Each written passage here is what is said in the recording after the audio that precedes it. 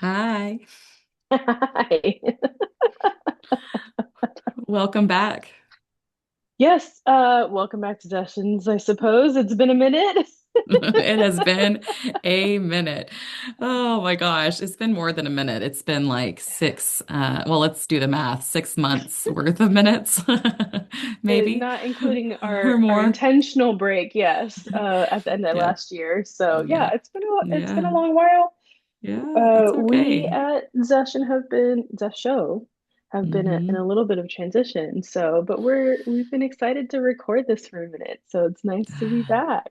It is so nice to be back. And we have been busy. Even though we've been silent on the Zessions airwaves, we've been busy. Yeah. Just kind of keeping y'all in the loop. A lot has been going on behind the scenes. For the first few years of us developing out our therapist led platform for therapists, Zesho, we had a team that we were working with, and we worked with them for like 3, 4, 5 years, and they were doing all the tech stuff and helping out with so much. And that's all changed. We got to a place in our development of our business that we were able to transition everything in-house as Esho. So Yeah. now Yeah. it's me and Sapna per usual, and we also hired a new amazing person, David, who's our tech lead, and he's keeping everything running smoothly. And so it's been a really big freaking deal for us. Yeah. The transition of that, for those of you that follow us, saw that we were locked out of our meta for, for months. We'll save that Yes, stress on conversation on for another time. Instagram. Yeah. What a We just got our nightmare. Instagram back, thank God. But yeah, No longer. it's a lot of it's been a bit of a bumpy road, but also Oh some my really gosh. proud transitions and Yeah. new ideas that are coming into fruition. So it's been hmm a journey, but a good one on the whole. Absolutely. Yeah. Yeah. Because I think, are badasses, Sabna. I think that's Yeah. why. No, I'm playing. I mean, yes, no, I do believe we are amazing. But I what I'm mean, trying to say is, I think that everything unfolded the way that I think it needed to. And I think that it's been really awesome for me to, like, within the last few months, just really get to see like how Sepna and I have been able to just lean into more of our own self-reflections through this process of being a business owner. We're therapists by trade, but we're also business mhm. owners with this amazing resources that we have for therapists. And we've learned so much about what that really means to run a business and the ups, the downs, the in-betweens. Um, and I think a lot of the questions have been like, who are we now? Where are we headed? And, in transitioning away from a team that helped us develop this, it's helping, or let me say, the last 6 months have helped us, I think, have more certainty with our own identity of like, how do we show up as ourselves and fully be who we want to be as founders of Zeshos, as therapists in the community. And so, yeah, it's been a lot of soul searching, truly. Yeah, yeah, I agree. I think we're really grateful for all the support that we got from our development team, and also now it feels like a different kind of fun and joy and freedom to really just solely be the ones responsible and accountable for how we move forward, with a lot more knowledge under our belts as well, and a lot hmm more learning that we've done and will continue to do. Always. Um, so it's exciting. So I Yeah. think on that note, we Yeah. I mean, also we no, talked go for it. about Yeah. how we wanted to proceed with sessions, and hmm wanted to have the opportunity for us to kind of share a little bit more about ourselves and just let y'all in on our kind of conversations, because hmm we're business owners, business partners, hmm therapists, and also friends. And so Definitely. all of the That's for above sure. hmm combined, we tend to have fun conversations, just the two of us. So we figured, why not hmm try to bring a version of that to sessions that Yeah. could also be helpful to other people potentially. Yeah, exactly. And I think to kind of spell out the change, before, it seemed like we had to be very, very, very polished, you know? because we're business owners, we're professionals, we want to put our best foot forward. And of course, we're still going to do that. We're just going to be wearing our own shoes now, maybe is the right way to say it. I think before it was like, how do we present in our sessions? How do we make sure that we have this as polished as possible? And I'm grateful for all of our previous episodes because I think they were more like presentation based. So, psychoeducational for sure, very organized in how we interviewed our other therapist buddies that came with us. And so I'm so glad we have that catalog of all of those episodes. And then what we realize is that like we want to be less polished. We want to, as you were just saying, kind of repeating us now, but like we just want to show up more of like talking about our lives, talking about what we learn, because inherently in those conversations, we're still conceptualizing, we're still bringing in mental health related concepts that I do think that anyone who's listening right now is like, at some point along the way, will hopefully be able to relate to it or have some kind of takeaways of like, wow, yeah, like that's me too. And oh, that's interesting. Like that's how they think about it. And when we have guests come on, just getting to being part of these conversations that I think can be really helpful. But when I was telling my husband about how, Sapna and I are wanting to change all of this, he goes, it's really interesting how he made this connection to this show that we were watching that was going through the music eras where like in the 80s, all the music was like very, very, very polished. And then people at some point were kind of like, all right, like enough of the polished tracks. We want the grunge. And so then the grunge era in the 90s came around. And while I don't think we're showing up like super grunge era right now, it does kind of represent like my energy a little bit where I'm like, we're here and I don't want to filter anything. I just want to talk like we would if we were sitting in the pool, like we did on Monday, having our really productive work meeting. But again, as therapists, it's just like really awesome to nerd out about our own lives, our own mental health, positives, negatives, anything in between. So I'm pretty pumped about the new Yeah. direction. We hope that you'll enjoy it too and feel like you're like more part of the conversation versus like maybe a participant in a presentation. We'll see. Yeah. We'll see how it Yeah. goes. Yeah. And granted, we'll still have versions of that too, probably slightly different, like Manny mentioned. Mhm. But in these conversations between the two of us, I think we'll just kind of check in and integrate kind of Hmm. our mental health well-being type stuff inherently. And Yeah. y'all let us know what you think. Yeah, exactly.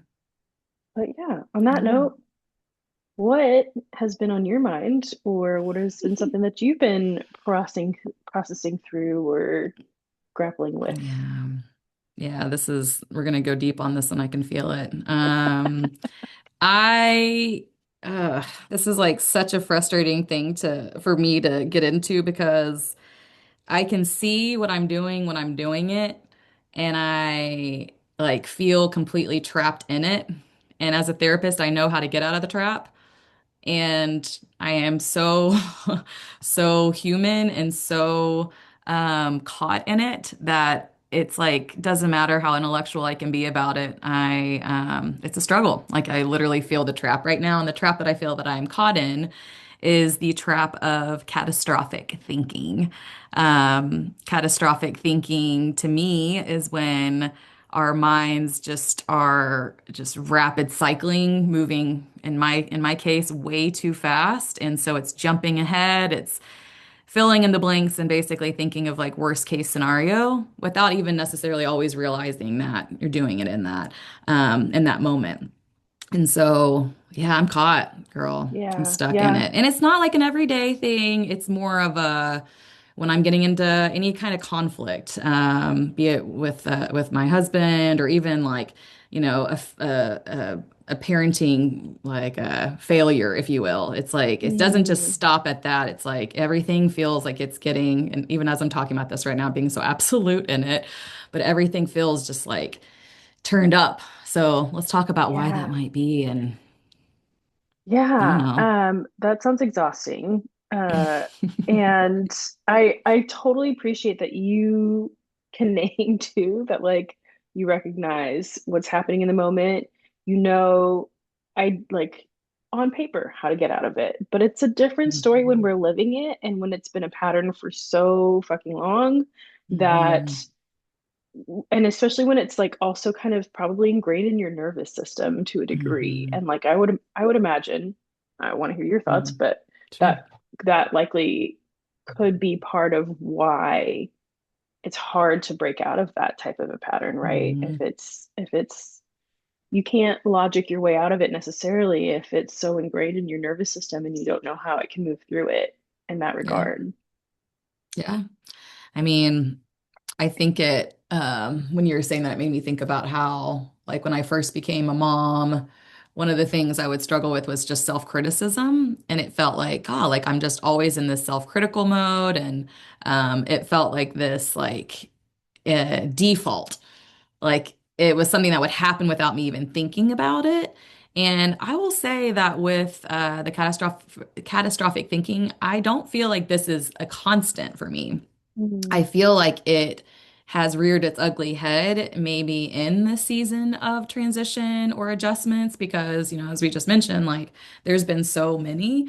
And while it's like lots of good stuff happening, I think that also what that tells me is that my nervous system has been more dysregulated, more like just on guard and hypervigilant, maybe too much of a stretch. Like it may not be my full experience, but it does feel like anxiety has been heightened. And so yeah, I think when I start thinking about catastrophic thinking, I'm like, so does catastrophic thinking then get worse when anxiety is high? And is that related to my nervous system, having been conditioned to have higher levels of anxiety? Is this like, tying back into like neurodivergence and having like faster, like, impulsivity, but also like emotional reactions and also like rejection sensitivity to sport? Like there's so much to it. So I would love to like maybe hear from you and like unpack that a little bit Yeah. more. Yeah. Um, okay, yes, there's so much there. So I'm trying to Yeah. remember Like, where do you want to what, be? yes, truly. I think again, great point about because I was gonna ask you the exact same question that you asked Mhm. out loud Oh, of like, nice. do you think that the catastrophic thinking happens more easily whenever anxiety is already really heightened? Like it's a lot Hmm. easier to just kind of knee jerk go into that reaction of Hmm. catastrophic thinking or reach for that as like a way of coping in Hmm. some way whenever anxiety is heightened. Well, that's an interesting thought, right? That makes me think about how we bring that in with our clients too, of like how might catastrophic thinking be there to help me cope? Mm-hmm. And I'm like, cope with feeling like crap? Like, Right. but it makes me feel worse, Like Right. it No, makes it things worse. Like it literally does, but like there is a function behind it, right? Like I'm doing it in that moment because maybe there is like a sense of control or something, right? Like if I yeah. can say this, okay, this worst case scenario is happening, then I have some like something defined. And so then does that from an anxiety perspective maybe like decrease the anxiety in some way? But then obviously, as I just said, it's like, but it kind of perpetuates it at the same Yeah. time. So is it like a false coping skill in a Mm-hmm. time of dysregulation with my nervous system?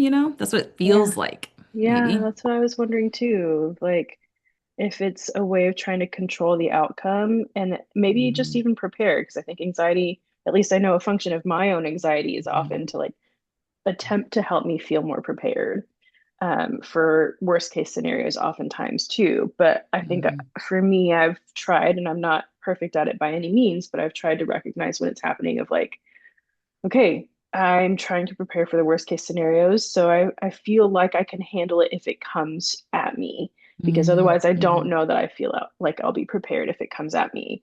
So let's give me like, I don't know, depending on the scenario, 10 to 30 minutes to like really ruminate on the worst case scenario that can happen and how I might prepare for it. And then like set a timer. And then after that, like go do some movement, go let it out of my nervous system Mhm. however I can and move forward and know that like if the worst case scenario happens, I will be prepared. Hmm. But that's just my version of catastrophic thinking, which is Mhm. probably still different from yours. But that preparation piece, I think, does play a role as far as how I see anxiety and catastrophic thinking trying to Mhm. combine forces. Mhm. in Yeah, my no, I like world. that technique though too. I think as you were saying that, it was making me think like, how does my catastrophic thinking come up and what does it look like? And it is a vulnerable thing to share because I find that I've gotten feedback from my husband recently about it where it's like, hey, like we'll get into an argument about something and in a heated moment, you start to just start like proclaiming worst case, like it's forever going to be like this. We've never been able to. And like that is very much like absolute language that I'm using. And I'm again aware of it. But his observation is that it's coming up in these moments when I'm just like I'm in the red zone. And so when I say that, going back to the nervous system regulation, it's like, we have the green zone, I'm calm, cool, collected. Yellow, I'm getting a little amped, maybe I'm hungry, I'm feeling like lonely, tired, kind of those halt types of feelings or sensations. And then the red is like I'm flooded. Like I'm already in a very dysregulated, am I in fight, flight, freeze, fawn mode at that time. And I think that it's almost like now that I'm saying all this out loud, like I want to tell my husband, if I'm using catastrophic thinking, I'm not condoning it, but that is a very clear signal that I am in the red zone. And to me, when I say cognitive flooding, that means that like I'm not actually thinking clearly.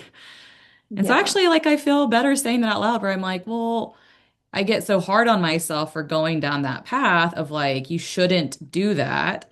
But also, it's like, okay, but like you were struggling and like your brain actually wasn't online. But then that goes back to what you were talking about, which is like conditioning around that. Like, had I been, has this been like kind of a conditioned reaction? Where it's Yeah. like, I don't know, like if I say, oh no, like this is going to be like our ongoing conflict for the rest of our marriage. It's like, oh my gosh, like we got into an argument about like where my shoes were or like something where it's like, well, how did we go from there to like this is going to be a forever issue? And it's like, well, I don't actually believe that. Hmm. Yeah. So maybe as Logically. you're logically, intellectually, I'm like, no, like I have no fear of like that actually happening. But in the moment, is it like, I don't know, it makes me think about like hormonal stuff too, where like, during that luteal phase specifically for me, like you start feeling like for me, it's like my skin's crawling and I'm like, oh, like I'm like, you're breathing too loud, like whoever's. And so, but then you start looking for like data to support the feeling. And Yeah. that's kind of a similar thing here where it's like, well, I feel so bad, meaning my nervous system is so dysregulated. Like I'm probably hot. I'm like my heart rate's through the roof. Like I'm tight, like tension. And so it's like, this has to be the reason I feel this way. Hmm. Do you see where I'm kind of going with that? Where it's almost like and maybe it offers me some kind of like, you feel so shitty and bad and mad or sad, whatever. And this is the reason why. And Like that's maybe almost this. finding a justification for how Hmm. shitty you feel and like um Hmm. trying to find a way to validate it in Yeah. some way. Yeah, Maybe. I could see Maybe to be that. like, that makes sense. Like you feel this out of sorts right now because this bad thing that you're thinking is gonna happen is gonna happen. So it's like, okay, like feelings are valid. Yeah. But then I'm Yeah. like, that's not actually what I believe though. So if I'm working with a client, and I'm actually maybe I'll ask you, like if you're working with a client, well, you can act like I'm your client for a minute. Like what do you say? Like, you don't say Mm, stop doing that. Well, you don't yeah. say that doesn't work, Mandy. You know that, the worst case scenario isn't how you actually believe or feel, but it's like, Yeah. well, I got to interrupt it somehow. I got to get out of this trap, you know? Yeah. Yeah. Um, I I think with a client, granted, I'd want to get a little more context around like why it is maybe in a false way, like we talked about a little bit before, feeling like that's helpful in the moment or has been helpful in past scenarios. And granted, I know this is not technically therapy, Right. but it is therapist friends talking very overtly about like Mhm. what our therapeutic perspectives are to a degree. And so I would it would be helpful in my world to make a little more sense of like what that catastrophic thinking believes it's trying to help Mandy with, or believes it's trying to help anxiety with, or um, hormonal changes with. Mm-hmm. And then from there, kind of finding a, a way to um, treat it differently rather than reaching for the catastrophic thinking. Hopefully, we can find a different way to support it so that you are in a little more control on your terms rather than reaching for catastrophic thinking. If we're assuming that it's a control, a way of gaining more control in this scenario, of how do you control it outside of looking for catastrophic thinking, um, and and also like how do we let it move through your nervous system a little bit more, Mm-hmm. how do we allow your nervous system to kind of shake it off and um, regulate a little bit before Mm-hmm. maybe that's what you need in that moment, like you were saying, maybe Mm-hmm. that's what you say to your husband of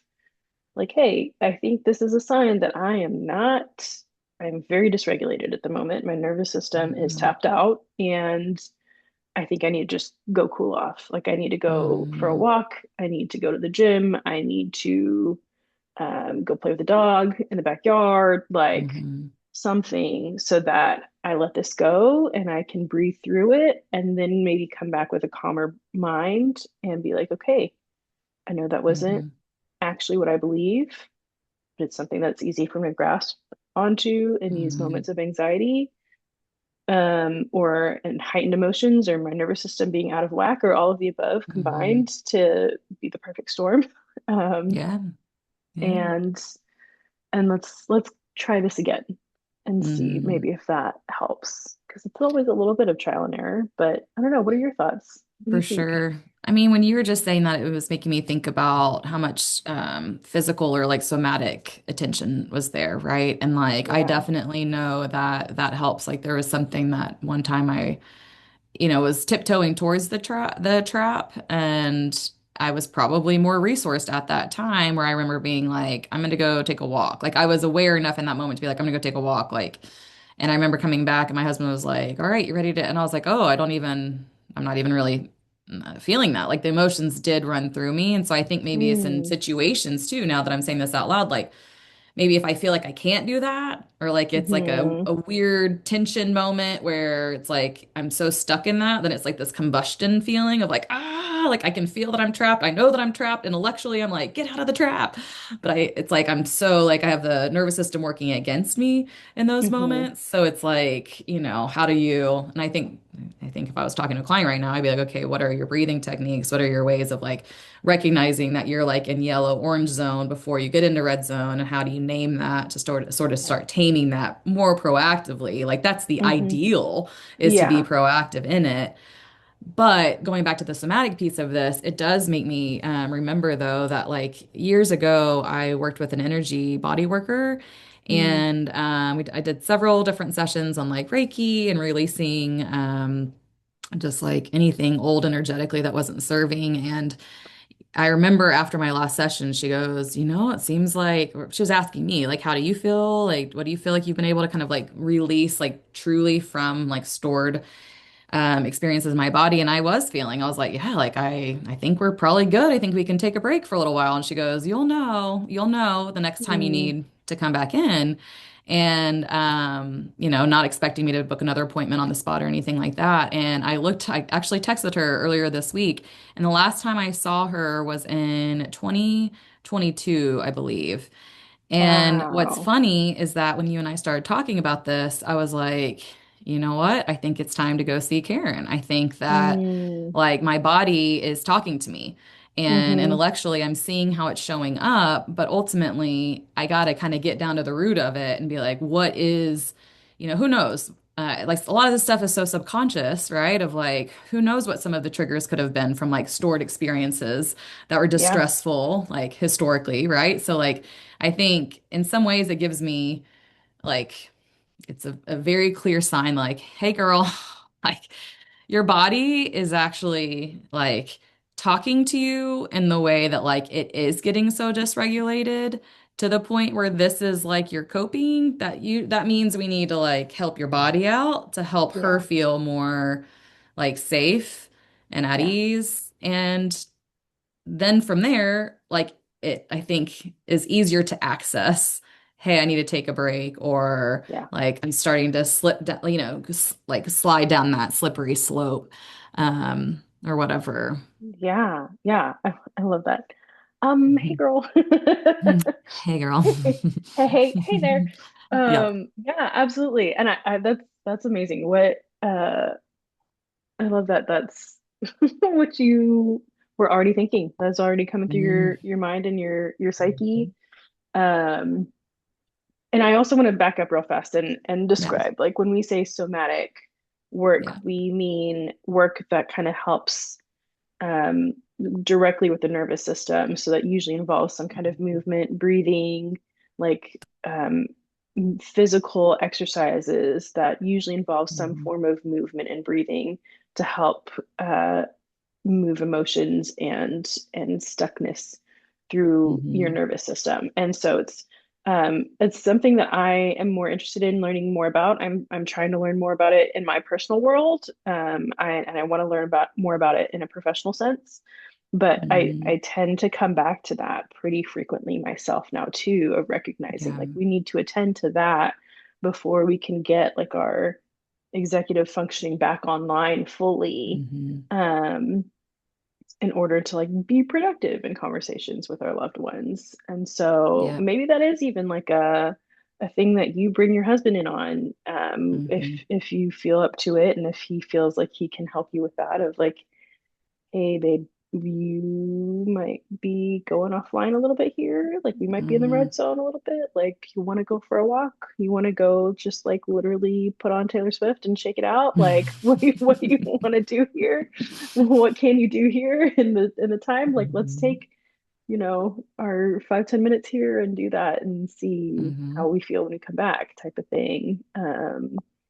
Because that can be challenging to recognize on your own too, or like let alone like again what you said, like break yourself Mhm. out of it, of like needing the permission to, or I don't know, sometimes I feel like stubbornness for me can really just double down rather than like Mhm. try to let go and be like, okay, well I need to like just I need a minute of like, but rather Mhm. like just get stuck in even more and Oh yeah.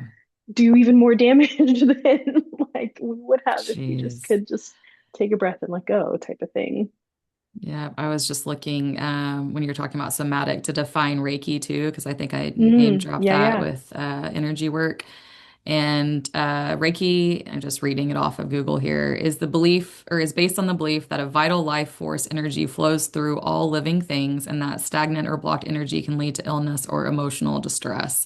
And this is a Japanese form of alternative Mm, medicine and energy healing, which I really appreciate. And yeah. also notice that the key two words that stand out, emotional distress. Mm-hmm. And how it's like we can look to our emotions as informants around what our bodies might actually need support with.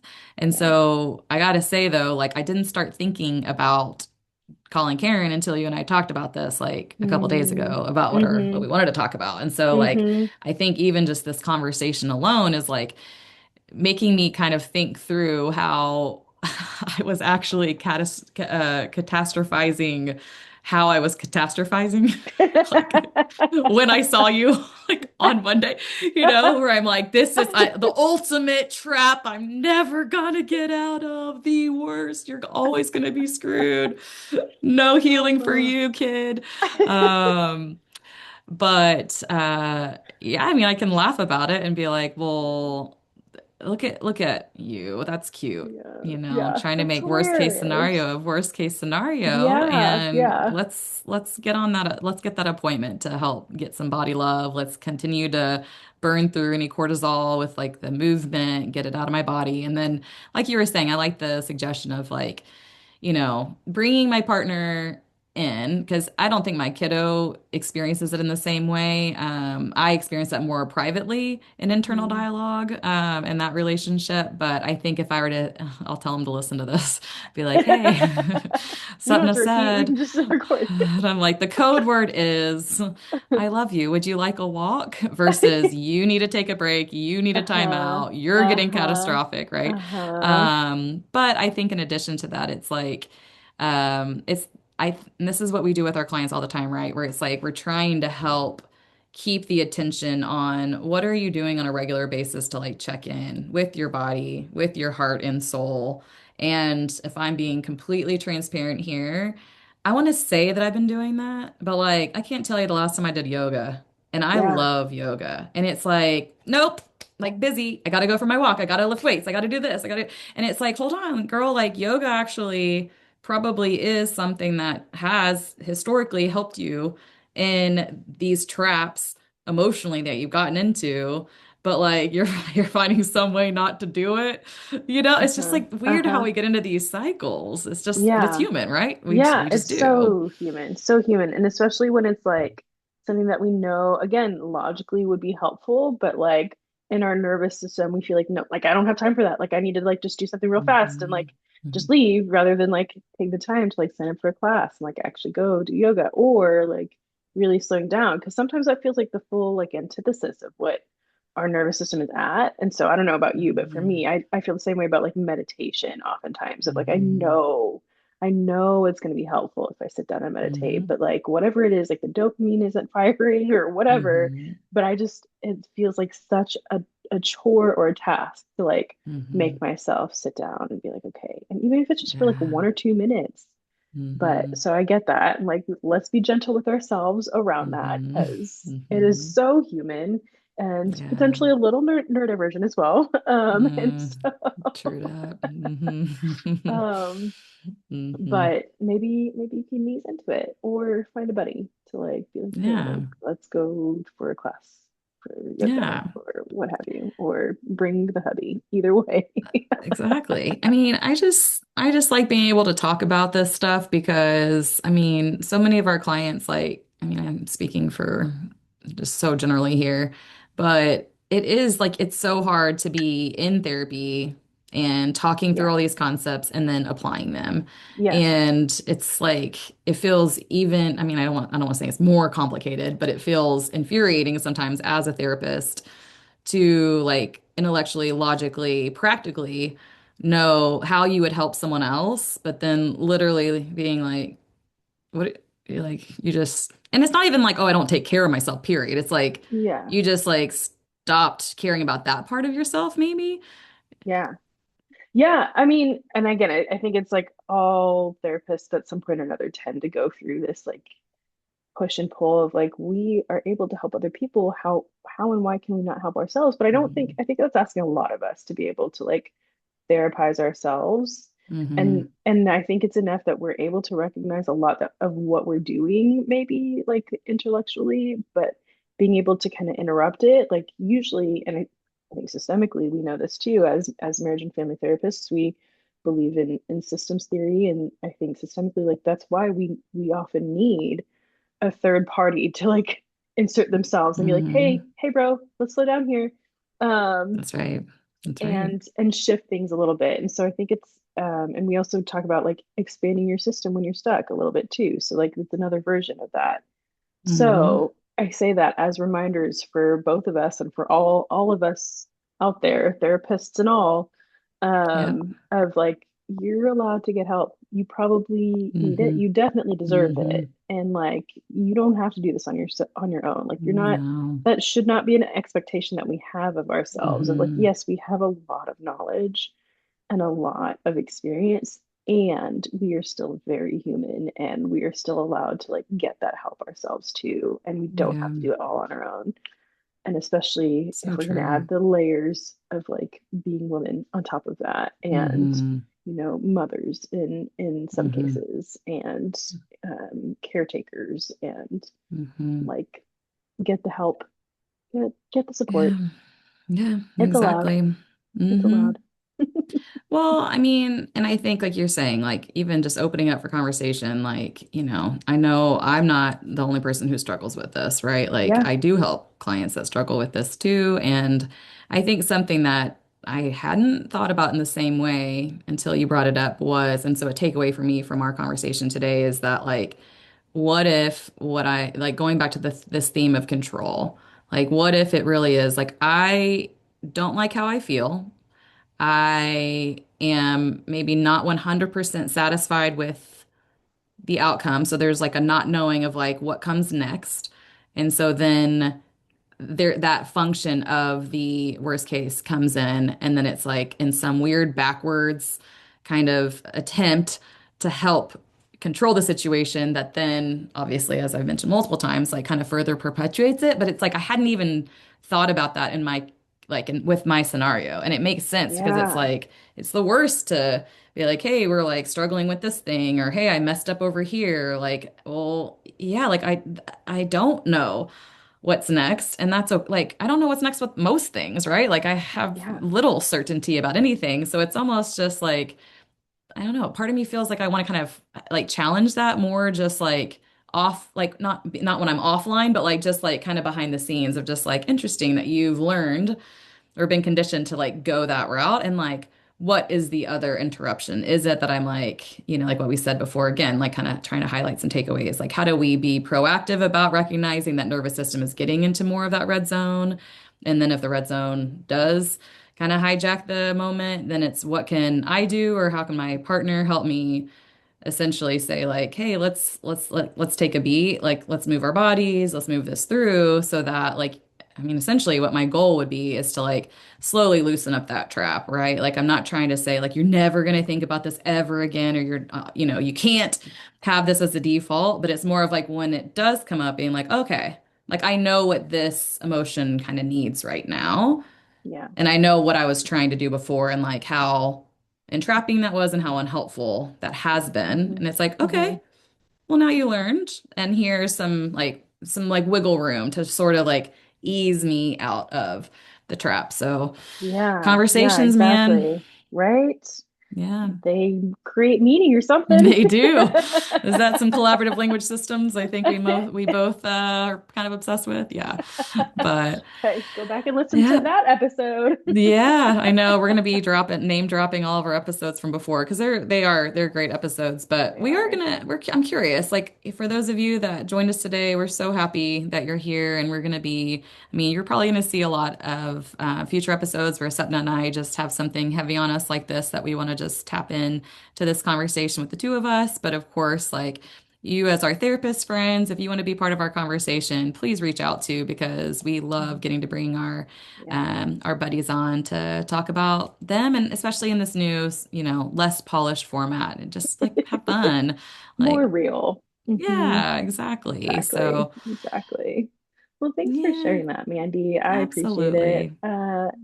It's vulnerable too. And so, but I'm grateful Mhm. and I'm excited for this next version of Zessions and Yes, these indeed. episodes. And these really do just feel like conversations that we already have. They So really are. I was like, this I is great. I appreciate feel that. great. I was like, thanks, Edna. Do you have your Venmo? You want me to send you some money? Okay, no, This that's is what this is my way of PayPal's getting for. free therapy. Is that what's going to happen next time? I'm going to be like, so here's my There. next. No, no, I'm playing. I know, no. But And we laugh about this with all our friends we constantly do. too, right? Of like, Mhm. how am I gonna pay you for this? And Mhm. that's Yeah, not yeah, what yeah. it is, but Nope. it's fun to put our therapist hat on to a degree of Yeah. thinking about our own issues too. And it's Hmm. helpful of like we can't it's hard to put that hat on for ourselves. So like having Hmm. someone else to put that hat on together with us, Hmm. I The appreciate as well. conceptualization of it all, right? And that's Exactly. where, as therapists, we know how isolating it can be. And so it's like after a day of seeing clients and you're still kind of swimming around in your own personal struggle. It's like this is stuff we talk Yeah. about in consultation or in supervision to Yeah. be like, Yeah. how do you work through what you need to work through so that it's not so noisy when you're helping someone else, which, Exactly. yeah. Yeah. All Yeah. right. Well, let's wrap it up. And if you Sweet. enjoyed the show, please share with your Yes. friends and your family and your fellow catastrophic thinkers or Yes. therapists. Feel free to leave comments on Yes, YouTube please. and Spotify and Instagram and the like once we get that back up and running. Yep. And we'll look forward to hearing your thoughts and seeing you on the Love next it. episode. All righty. Take care.